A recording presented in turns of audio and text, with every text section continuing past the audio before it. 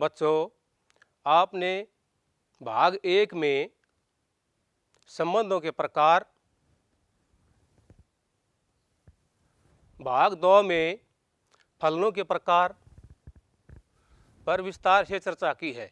अब भाग 3 में हम फलनों के संयोजन तथा दिए गए फलन का व्युत्क्रमणीय फलन कैसे ज्ञात किया जाए, इस पर हम चर्चा करेंगे।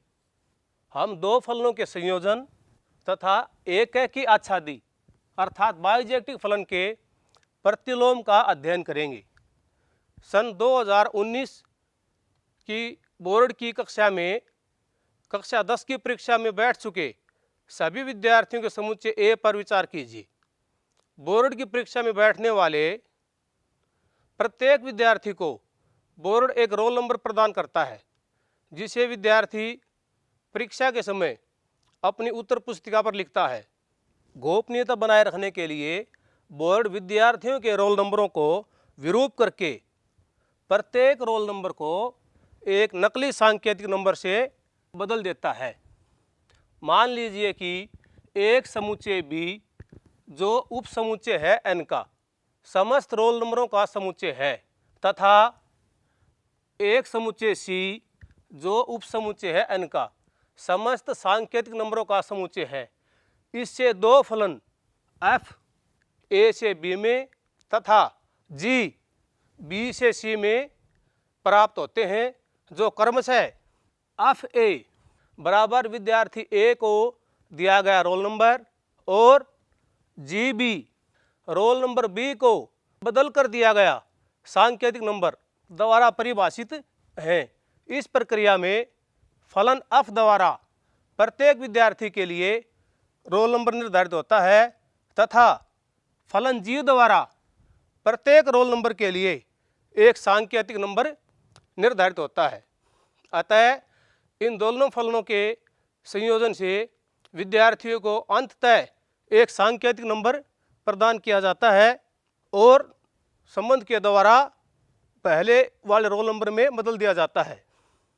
परिभाषा: मान लीजिए एक फलन a से b में तथा एक फलन g b से c में दो फलन हैं, तब f और g का संयोजन g संयोजन f द्वारा निरूपित होता है तथा फलन g संयोजन f a से c में g संयोजन f(x) बराबर है g ऑफ f(x) सभी x संबंधित a के लिए परिभाषित होता है।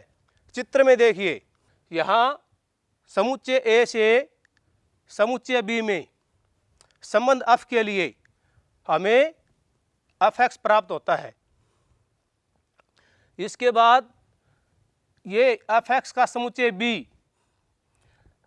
संबंध g में हमें g f(x) प्राप्त होता है, अर्थात g संयोजन f g f(x) हमें प्राप्त होता है। इसके लिए हम एक उदाहरण देखते हैं। मान लीजिए f बराबर है 2 3 4 5 से 3 4 5 9 में तथा g बराबर है 3 4 5 9 से 7 11 15 में। दो फलन इस प्रकार हैं कि f2 बराबर 3, f3 बराबर 4, f4 बराबर 5 और f5 बराबर 5। वह g3 बराबर g4 बराबर 7 और g5 बराबर g9 बराबर 11 हैं। तो g संयोजन f ज्ञात कीजिए। हम यहाँ देखते हैं g संयोजन f2,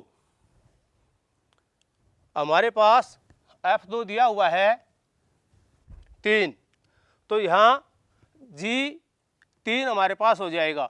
g3 का मान हमें दिया हुआ है ये 7, तो g3 बराबर 7 अर्थात g संयोजन f बराबर है 7।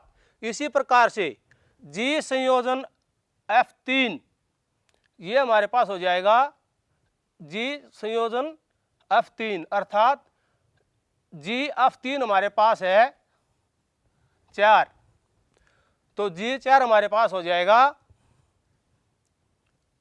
G4 बराबर है 7, अर्थात G संयोजन F3 हमारे पास हो जाएगा 7। इसी प्रकार G संयोजन F4 बराबर हो जाएगा GF4, अर्थात F4 का मान हमारे पास है 5 और G5 हमारे पास हो जाएगा G5 ये 11, अर्थात G संयोजन F हमारे पास हो जाएगा 11, G संयोजन F5 बराबर 11। इसी प्रकार अगला उदाहरण, यदि एक फलन f R से R में व दूसरा फलन g R से R में क्रमशः fx बराबर cos x तथा gx बराबर 3x की घात 2 द्वारा परिभाषित हैं, तो g संयोजन f और f संयोजन g ज्ञात कीजिए। सिद्ध कीजिए कि g संयोजन f बराबर नहीं है f संयोजन g के। यहाँ हम देखते हैं g संयोजन fx अर्थात fx हमारे पास है cos x, g cos x। अब हमारे पास gx का मान है 3x की घात 2, अर्थात ये हो जाएगा 3 कोस की घात 2x, 3 कोस स्क्वायर x। इसी प्रकार f संयोजन g अर्थात fgx, यहाँ हमारे पास gx का मान है f3x की 2। अब यहाँ x की 2 है, तो हमारे पास x का मान क्या था यहाँ पर cos x, तो हमारे पास हो जाएगा cos 3x की 2। यहाँ हम देखते हैं x बराबर 0 के लिए 3 कोस स्क्वायर x बराबर नहीं है कोस 3x की घात 2। अगला उदाहरण हम यहाँ देखते हैं, यदि fx बराबर 3x जमा 4 बटे 5x घटा 7 द्वारा परिभाषित फलन f r घटा 7 बटे 5 से r घटा 3 बटा 5 में और gx बराबर 7x जमा 4 बटे 5x घटा 3 द्वारा परिभाषित फलन इस प्रकार है, g r घटा 3 बटा 5 से r घटा 7 बटा 5 में। तो सिद्ध कीजिए कि f संयोजन g बराबर है IA और g संयोजन f बराबर है IB। इस प्रकार कि IAX बराबर x सभी x संबंधित a के लिए और IBX बराबर x सभी x संबंधित b के लिए, जहां a बराबर है r घटा 3 बटे 5 और b बराबर है r घटा 7 बटे 5 हैं। IA तथा IB को क्रमशः समुच्चय a तथा b पर तत्समक कहते हैं। यहाँ हम देखते हैं g संयोजन fx अर्थात g ऑफ fx, यहाँ fx का मान हमारा है 3x जमा 4 5x घटा 7, ये हमने यहाँ लिख दिया। इसके बाद ये हमारा है gx। अब gx वाला मान है, इसको हम उसमें रखेंगे, वो हमारे पास ये है, तो यहाँ 7 ब्रैकेट में ये वाला 3x जमा 4 बटे 5x घटा 7 जमा 4, इसी प्रकार से 5 ब्रैकेट में ये पूरा आ जाएगा 3x जमा 4 बटे 5x घटा 7 घटा 3 है घटा 3। हल करेंगे 7 तिये 21x जमा 7 चौके 28, इसको हल करेंगे 4 पंजे 20x 4 सत्ते 28, तो घटा 28 बटे वाला हल करेंगे 5 तिये 15x 5 चौके 20। इसी प्रकार इसको हल करेंगे 5 तिये 15x, 7 तिये 21, घटा और घटा 21 जमा हो जाएगा। ये दोनों हर बराबर हैं इसलिए अंश ही लिखे जाएंगे, ये आपस में एक पर भाग हो जाएंगे। तो यहाँ से हमें प्राप्त हुआ 21x जमा 20x 41x जमा 28 घटा 28 0। इसी प्रकार 15x प्लस 15x माइनस 0, 20 जमा 21 41, यानी 41x बटे 41 हमें प्राप्त हुआ x। इसी प्रकार f ऑफ g यानी अप संयोजन gx, हमारे पास gx का मान है 7x जमा 4 बटे 5x घटा 3। यहाँ से इसका मान हम fx में रखेंगे तो हमें प्राप्त होगा 3 ब्रैकेट में 7x जमा 4 बटे 5x घटा 3। इसी प्रकार से यहाँ ये 5x है तो 5 बाहर है, अंदर ये पूरा इसका मान आएगा x की जगह 7x जमा 4 बटे 5x घटा 3, घटा 7 है, घटा 7 हल करेंगे 3 सते 21x, 3 चौके 12। इसी प्रकार से इसको हल करेंगे 5 चौके 20x, 4 तिये 12 माइनस के 12। इधर से हल करेंगे इसको हर को तो 5 सते 35x, 5 चौके जमा के 20, 7 पंजे 35 माइनस के 35x। इसी प्रकार माइनस माइनस प्लस 7 तिये 21 प्लस के, इसको हम हल करेंगे तो 21 प्लस 20 41x प्लस के 12 माइनस के 12 0। तो ये प्राप्त हुआ हमें 41x और हर में 35x प्लस के 35x माइनस के 20 प्लस 21 41, अर्थात 41 बटे 41 बराबर x। अतः हम कह सकते हैं कि g ऑफ f बराबर x सभी x संबंधित b के लिए और f ऑफ g बराबर x सभी x संबंधित a के लिए, जिसका तात्पर्य है कि g ऑफ f बराबर है IB और f ऑफ g बराबर IA।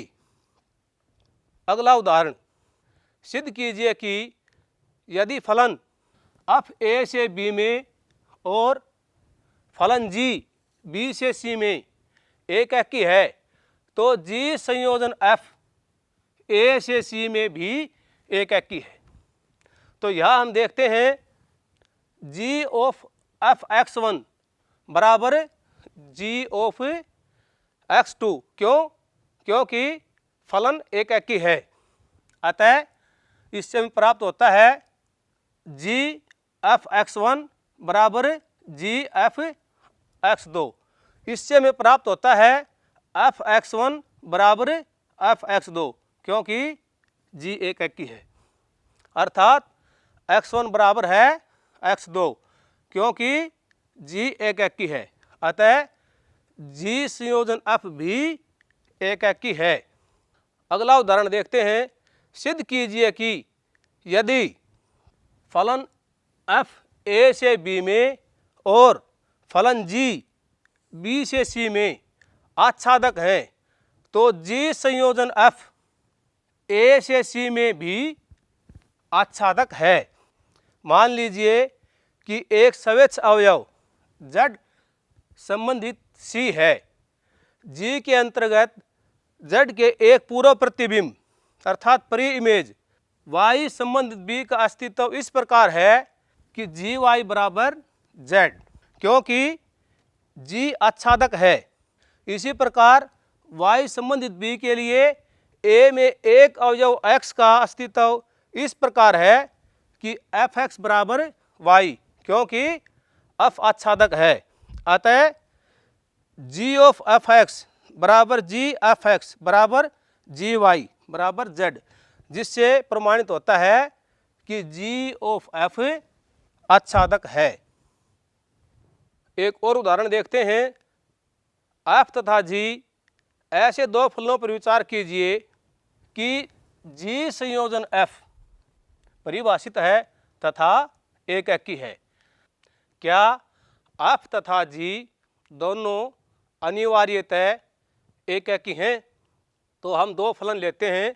मान लीजिए फलन f बराबर है, समुच्चय है 1 2 3 4 से 1 2 3 4 5 6 में, और fx बराबर x, सभी x संबंधित x के लिए द्वारा परिभाषित है, और gx बराबर है x, और यहाँ x है 1 2 3 तथा g5 बराबर है g6 बराबर 5 द्वारा परिभाषित समुच्चय g बराबर है 1 2 3 4 5 6 से 1 2 3 4 5 6 में पर विचार कीजिए।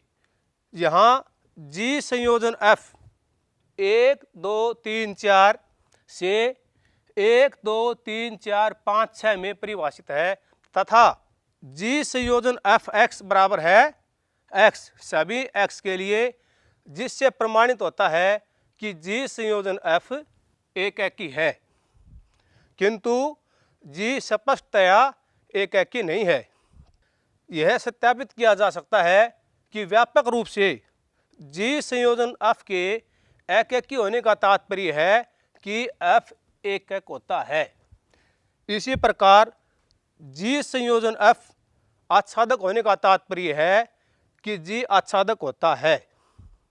अब हम एक और उदाहरण देखते हैं। मान लीजिए कि फलन f बराबर 1 2 3 से ABC में एक एकेकी तथा आच्छादक फलन इस प्रकार है कि f1 बराबर a, f2 बराबर b और fc बराबर c है। तो सिद्ध कीजिए कि फलन g बराबर ABC से 1 2 3 का ऐसा अस्तित्व है ताकि g संयोजन f बराबर ix तथा f संयोजन g बराबर iy, जहाँ समुच्चय x बराबर 1 2 3 तथा समुच्चय y बराबर ABC हो। तो यहाँ हम देखते हैं फलन g बराबर है ABC से 1 2 3 में, जहाँ GA बराबर 1, GB बराबर 2 तथा GC बराबर 3। इस पर विचार करेंगे तो हम यह सत्यापित करना सरल है कि संयुक्त फलन f संयोजन g बराबर है iy, y पर तत्समक फलन है। यहाँ हम देखते हैं किसी भी स्वच्छ एकेकी तथा आच्छादक फलन f x से y के लिए सत्य होता है। केवल यही नहीं, इसका विलोम भी सत्य होता है। अर्थात यदि फलन x से y में एक ऐसा फलन है कि किसी फलन g y से x में का अस्तित्व इस प्रकार है कि g संयोजन f बराबर ix और f संयोजन g बराबर iy, तो f एकेकी तथा आच्छादक होता है। इससे हम इस परिभाषा पर पहुँचते हैं, फलन f से y में व्युत्क्रमणीय अर्थात इन्वर्टिबल कहलाता है यदि f संयोजन g बराबर iy है, फलन g को फलन f का प्रतिलोम अर्थात इनवर्स और इसे प्रतीक व्युत्क्रम f या f की घात घटा 1 द्वारा लिखते हैं। अतः यदि f व्युत्क्रमणीय है तो f अनिवार्यतः एकेकी तथा आच्छादक होता है, और विलोमतः यदि f एकेकी तथा आच्छादक है तो f अनिवार्यतः व्युत्क्रमणीय होता है। इसके लिए हम एक उदाहरण देखते हैं। मान लीजिए कि एक फलन f n से y f(x) बराबर 4x जमा 3 द्वारा परिभाषित एक फलन है जहाँ y बराबर y संबंधित n के लिए y बराबर 4x जमा 3 किसी x संबंधित n के लिए सिद्ध कीजिए कि f व्युत्क्रमणीय है। इसका प्रतिलोम फलन भी ज्ञात कीजिए। यहाँ y के किसी सवेच्छ अवयव y पर विचार कीजिए। y की परिभाषा द्वारा प्रांत n के किसी अवयव x के लिए हमें y बराबर 4x जमा 3 दिया है। इससे हमें पता लगता है कि x बराबर y घटा 3 बटे 4 है। अब जी वाई बराबर y घटा 3 बटे 4 द्वारा g बराबर y से n में इससे निष्कर्ष परिभाषित कीजिए। इस प्रकार g संयोजन f बराबर जी एफ एक्स बराबर जी 4x जमा 3 बराबर, यहाँ हम इसको f के मान में रखेंगे, हमें प्राप्त होगा 4x घटा 3 जमा 3 बटे 4 अर्थात 4x बटे 4 बराबर x तथा f संयोजन जी वाई बराबर f जी वाई बराबर f वाई घटा 3 बटे 4। इसको हम एफ एक्स में रखेंगे, हमें प्राप्त होगा 4 ब्रैकेट में y घटा 3 बटे 4 जमा 3 बराबर y जमा 3 घटा 3 बराबर y। इससे स्पष्ट होता है कि g संयोजन f बराबर आई एन तथा f संयोजन g बराबर आई वाई, जिसका तात्पर्य यह हुआ कि f व्युत्क्रमणीय है और फलन g फलन f का प्रतिलोम फलन है। अब इससे हम इस प्रमेय पर पहुंचते हैं, यदि फलन f x से y में, फलन g y से z में तथा फलन h z से s में तीन फलन है, तो h संयोजन g संयोजन f बराबर होता है h संयोजन g संयोजन f। तो इसकी उत्पत्ति में हम देखते हैं समुच्चय x में h संयोजन g संयोजन f x के लिए h g संयोजन f x अर्थात h g f x सभी x के लिए, तथा अक्ष में ही h संयोजन g संयोजन f x में h संयोजन g f x बराबर h g f x सभी x के लिए। अतः h संयोजन g संयोजन f बराबर है h संयोजन g संयोजन f। इसके लिए हम एक उदाहरण देखते हैं। मान लीजिए एक समुच्चय S बराबर है 1 2 3 है। निर्धारित कीजिए कि क्या नीचे परिभाषित फलन f S से S में के प्रतिलोम फलन है। f इनवर्स ज्ञात कीजिए यदि इसका अस्तित्व है। फलन दिए हुए हैं a f बराबर है 1 1 2 2 3 3। b इसमें फलन दिया है 1 2 2 1 3 1। c इसमें फलन दिया है 1 3 3 2 2 1। यह सरलता से देखा जा सकता है कि f एक एकी तथा आच्छादी है। भाग 1 के लिए क्योंकि हमने देखा है वहाँ 1 1 2 2 3 3 ये दिए हुए हैं, तो वहाँ वो f जो है एक एकी और आच्छादक है। अतः f व्युत्क्रमणीय है तथा f का प्रतिलोम 1 1 2 2 3 3 बराबर f प्राप्त होता है। b के लिए क्योंकि f2 बराबर f3 बराबर 1 है, अतएव f एक एकी नहीं है, अतः f व्युत्क्रमणीय नहीं है। इसी प्रकार भाग 3 के लिए यह सरलतापूर्वक देखा जा सकता है कि f एक एकी तथा आच्छादक है, अतएव f व्युत्क्रमणीय है तथा f का व्युत्क्रम f इनवर्स बराबर है 3 1 2 3 1 2 है। इस पाठ में हमने क्या सीखा है, इसको हम सारांश रूप में एक बार देखते हैं।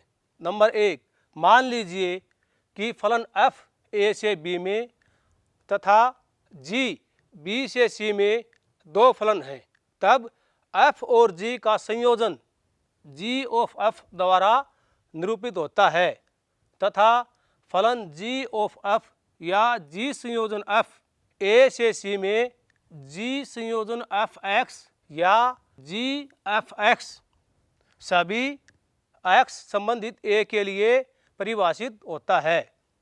नंबर 2, फलन f x से y में व्युत्क्रमणीय या इन्वर्टिबल कहलाता है यदि एक फलन g y से x में का अस्तित्व इस प्रकार है कि g संयोजन f बराबर ix तथा अप संयोजन g बराबर iy है।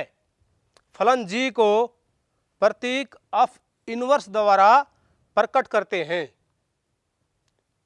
आशा है आपने इस भाग को ध्यानपूर्वक देखा है। अब आपकी पाठ्य पुस्तक में दी गई प्रश्नावली से आप सवालों को हल कर सकते हैं। धन्यवाद।